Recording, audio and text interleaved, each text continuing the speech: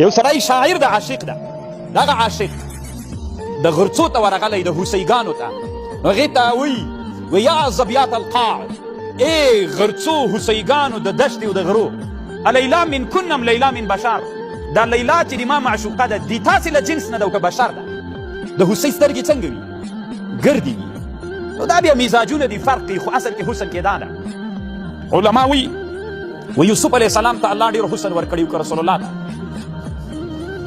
نو هلته وایي نیمایي حسن الله یوسف علیه السلام ته ورکړی و. تاسې وي رسول الله ته اشرف علي علامه شاه ولی الله محدث دهلوي رحمه الله محاکمه کړې ده، وی حسن په یوسف علیه السلام کې ډېر و، دا ظاهري حسن الله ده ته ډېر ورکړی و، خو ملوحت او مالګینتوب په رسول الله کې ډېر و. کله کله یو سړی ښایسته وي خو د خلکو محبت نه ورسره پیدا کېږي، کله کله یو سړی د رنګ نه ډېر ښایست نه لري خو الله مالګه پکې اچولي، ملوحت عربي کې ورته وایي، جاذبیه قوه ډېره لري.